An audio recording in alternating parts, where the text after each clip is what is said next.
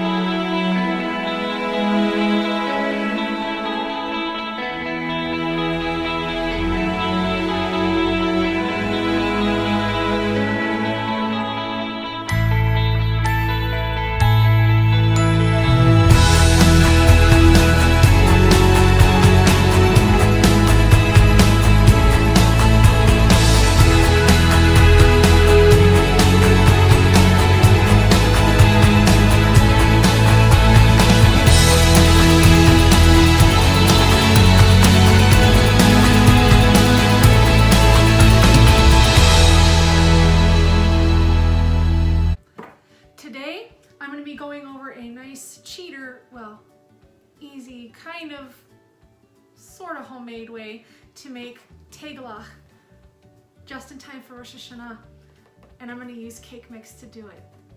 Let's go. Okay, so it's not quite a traditional recipe because I know in Ashkenazi tradition it's just done with flour, egg, oil, you deep fry, but I kind of wanted something a little bit different, maybe to see how this kind of worked in this application. So let me tell you everything I'm using today. Go ahead and take a look down here. You know what? How about I just move you? Okay. Can you see that? All right. So what I've got is the cake mix already kind of put into the bowl. We have candied ginger, golden raisins, and pistachios. Now, there's no golden rule for what kind of add-ins you put into the final product. The only thing they say is just put fruits and nuts. I just decided to go that route today. A little bit of sugar, about 1/3 of a cup, a lemon that we're gonna juice and zest, 3 eggs, and some kosher salt. Oh, let's not forget the important part, the honey. We're gonna boil the finished dough balls in honey. This is gonna be awesome. Anyway, so let me go ahead and get set up. We'll get the camera adjusted and then you'll come right back. Okay, so before we get started, I'm gonna go ahead and combine the olive oil and the eggs that I have already just lightly beaten. Olive oil into the eggs and combine. As you can see, I've already broken and beaten the eggs. About 2 tablespoons. Okay. Let's go ahead and... Well, that was simple enough. All right, so now what we're gonna do is just a pinch of kosher salt. Put that in there. All right. I'm gonna beat that one more time. Just kind of get that in there. Now we're gonna put this into here. Simple enough, right? And drizzle that in. Now what we're going for when we make this is a really thick dough that we can roll out and cut. And you'll see what I mean here in a little bit. Now this is the really not exciting part. So anyway, I am starting to do maybe a different method of putting out videos because I know I was going kind of 90 miles a minute trying to put out as many episodes as I could, and I was kind of burning myself out, which was kind of a bad thing because I ended up kind of not enjoying it anymore because I'm the only one doing this kind of stuff. So we're gonna try this method and see how this works out. Maybe kind of take some of that pressure off. So we're kind of starting to get this nice dough. So I may start doing here, I get that off there. Let me put this away. I'm not wasting any of this. So I'm gonna go in here and kind of start kneading with my hands because it just kind of gets a little bit laborious doing it with the whole thing with a spatula.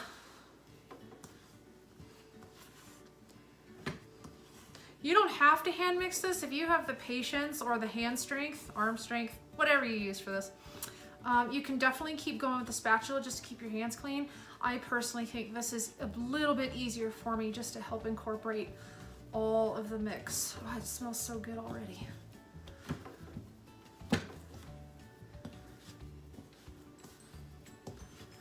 That's right about what we're going for. And because this is a gluten-free mix, it's not going to behave the same way as, say, regular like wheat flour or anything like that.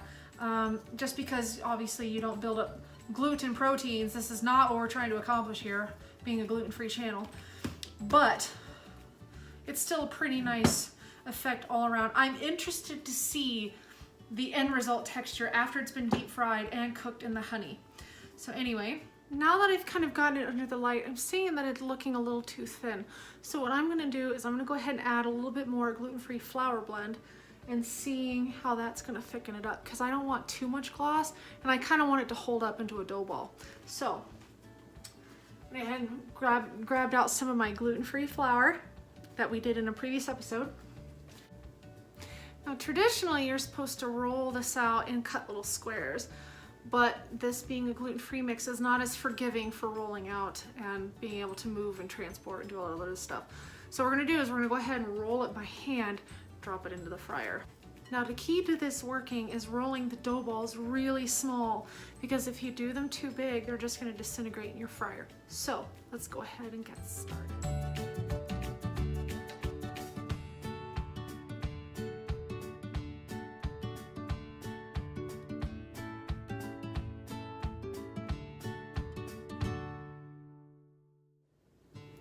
Okay, now that I've got a nice batch of dough balls here, we're gonna go ahead and throw those in the fryer. I'm not gonna do it all at once. I'm just gonna do it in little batches because it'll turn out better that way. Come on. Okay, so I'm gonna go ahead and take the basket out. Now this is, I really like the basket feature. So, and I use that to my fullest ability.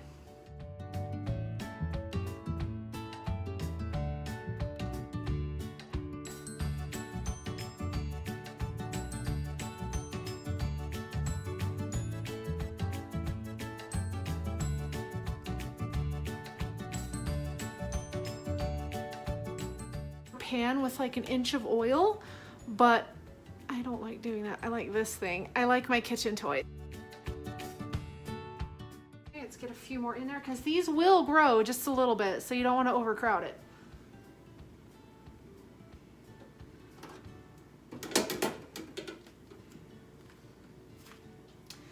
And plus you don't want to put so much in there that you just inundate yourself and end up burning a bunch or just having a bunch disintegrate in there, because that's not very good. Now what I do, just because this doesn't act like a, hi. Now what I'm gonna do, because this doesn't act like regular dough, is I'm gonna go ahead and just kind of coax it around gently with my slotted spoon, just to make sure it all kind of cooks evenly and all the way around. Anyway, let's get back to it.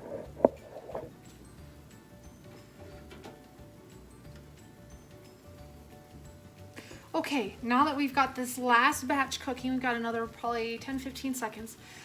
We are going to go ahead and drain this and then get started on warming up our honey mixture. And I think that is looking really good. I'll let it drain for a second. I'm going to go ahead and turn this off and get that cooling.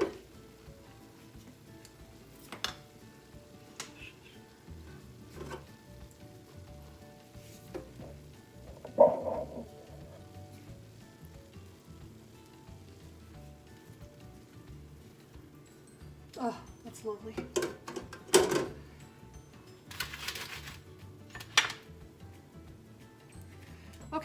Okay, so now we've got this honey boiling.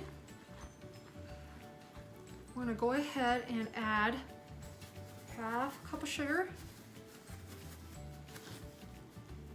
Get that mixed in there really well. I just used raw and unfiltered clover honey. Get all the goodness in there. So That goes back up to temperature, and we'll let the sugar kind of dissolve in there. I'm gonna go ahead and zest a lemon, and I'm also going to need a tablespoon of lemon juice. Let's go ahead and turn down the heat just a little bit.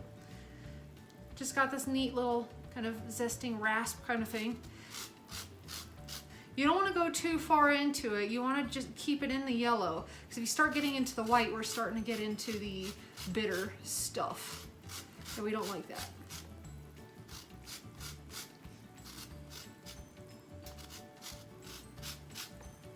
See it right there?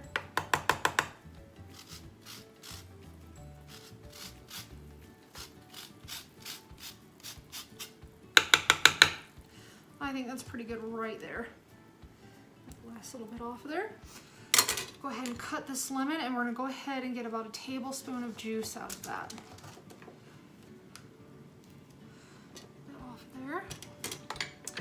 If you don't have one of these, I seriously suggest you get one. It makes juicing so much easier.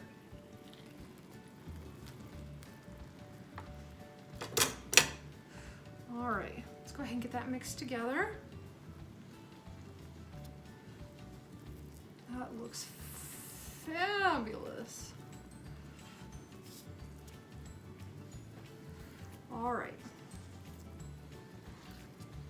Now that we've got that really well mixed, I'm gonna go ahead and let that come back up to a boil, and then we're gonna go ahead and drop in. Before we do that, let's go ahead and drop in our ginger.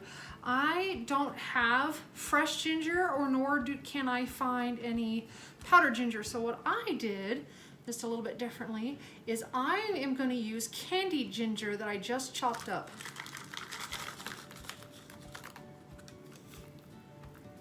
I'm going to go ahead and let that get back up to temperature. Okay, now that it's back up to a boil, I'm gonna go ahead and throw in the dough balls, the best part.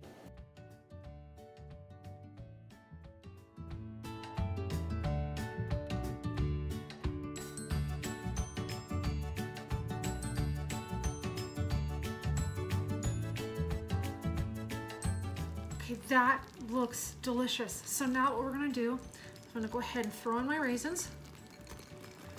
Really quick here at the end. Also my pistachios. Do just a gentle mix in.